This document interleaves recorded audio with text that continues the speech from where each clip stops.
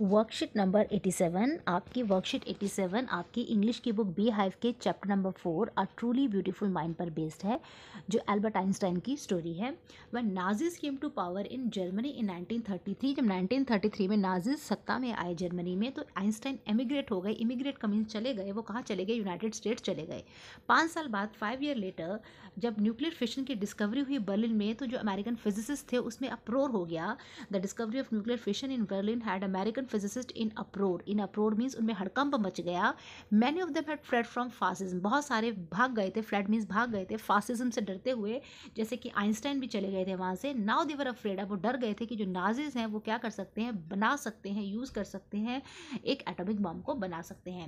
At the urging of a colleague, colleague जो उनके साथ काम करने वाला एक व्यक्ति था, उसके अर्ज करने पर, उसके जोर देने पर, जो आइंस्टाइन थे, he wrote a letter to American president Franklin D Roosevelt. Einstein ने फ्रैंकलिन डी रूजवेल्ट को लेटर लिखा on 2 August 1939, in which he warned, जिसमें उन्होंने वार्निंग दी, a single bomb of this type exploded in a port, अगर इस तरह का एक भी बम फट गया तो it might very well destroy the whole port, तो पूरे बंदरगाह को वो डिस्ट्रॉय कर देगा, together with some of the surrounding territory, और साथ ही साथ आसपास के एरिया को भी डिस्ट्रॉय वो कर देगा। His words did not fail to have an effect, जो उनके शब्द थे उनका ऐसा नहीं है कि उनका असर नहीं हुआ, उनका असर हुआ। The American develop the atomic bomb in a secret project of their own, जो अमेरिकन थे उन्होंने एटॉमिक बॉम्ब अपने खुद के सीक्रेट प्रोजेक्ट में एक एटॉमिक बॉम्ब बना डाला और उसे ड्रॉप कर दिया, उसे गिरा दिया on the Japanese city of Hiroshima and Nagasaki in August 1945। Hiroshima और नागासाकी पर इस बॉम्ब को गिरा डाला। अब इस पैसेज पे बेस वाला पहला क्वेश्चन है, choose the option that list the statement that are not true, जो सच स्टेटमेंट सच नहीं है। पहली स्टेटमेंट क्या है? नॉट ट्रू, आपको ध्यान देना है, जो ट्रू नहीं है। Nazis came to power in Germany in 1935, क्या वो 1935 में पावर में है? नो, ये गलत है, 1933 में वो पावर में है, this statement is wrong. Second है, Einstein emigrated to United States, Einstein थे यूनाइटेड स्टेट एमिग्रेट हो गए, ये सच है, ये ट्रू है। थर्ड है, the nuclear fission was discovered in America, क्या न्यूक्लियर फिशन अमेरिका में डिस्कवर हुआ? नो, वो बर्लिन में डिस्कवर हुआ, ये तो ये भी थर्ड स्टेटमेंट भी अनट्रू है। फोर्थ है, Einstein wrote a letter to the president, Einstein ने प्रेसिडेंट को लेटर लिखा, true. Fifth, American could not develop the atomic bomb, American अपना एटॉमिक बम डेवलप नहीं कर पाए, ये स्टेटमेंट भी अनट्रू है, ये भी फॉल्स है। अब हमारा फर्स्ट, थर्ड और फिफ्थ स्टेटमेंट गलत है, तो इसका ऑप्शन नंबर डी हमारा आंसर होगा।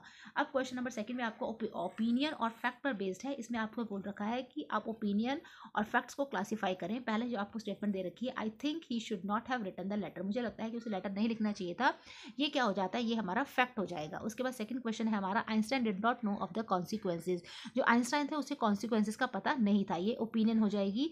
May be Einstein could have waited for some time, शायद आइंस्टाइन कुछ समय के लिए क्या कर सकते थे, वेट कर सकते थे, ये भी ओपिनियन हो जाएगी। फिर फोर्थ है, the American started working on the project, American ने उस प्रोजेक्ट पे काम करना शुरू कर दिया, ये एक फैक्ट हो जाएगा। सो हमारा फर्स्ट और फोर्थ फैक्ट हो जाएगा और सेकंड और थर्ड ओपिनियन हो जाएगी, तो option D is the answer for this question. Third question है, the discovery of nuclear fission in Germany got the American scientist, जब डिस्कवरी हो गई न्यूक्लियर फिशन की जर्मनी में, तो जो अमेरिकन साइंटिस्ट थे उनका क्या रिएक्शन था? वो शॉक्ड हो गए, वो अपसेट हो गए, दे वर एक्सट्रीमली सिक और ट्रूली कंफ्यूज, तो क्या आंसर होगा? सो दे वर रादर शॉक्ड, इसका आंसर होगा दे वर रादर शॉक्ड, उनमें एक अप्रोर हो गया था, हड़कंप मच गया था। उसके बाद नेक्स्ट क्वेश्चन है, the extract use the phrase came to power, इसमें एक केम टू पावर शब्द फ्रेज आया है। केम टू पावर का मतलब क्या होता है? केम टू पावर का मतलब होता है सत्ता में आना। तो इसमें आपसे क्या पूछ रखा है कि which of the following expression is correct with respect to the word power, power से यहाँ पर क्या मतलब है? स्ट्रेंथ, एनर्जी, कंट्रोल या राइट, तो यहाँ पे क्या मतलब है पावर से?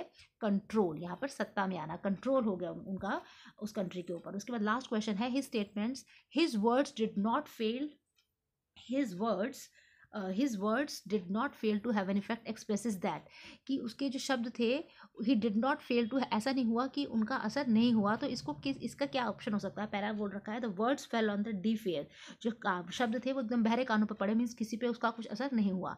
Second, the letter was thrown away, letter को फेंक दिया गया। थर्ड है हमारा, the concern was taken up seriously, उसकी कंसर्न को बड़ा ही सीरियसली लिया गया। और फिफ्थ हो गया, they refuse to consider it, उन्होंने उसको कंसिडर करने से क्या कर दिया? मना कर दिया।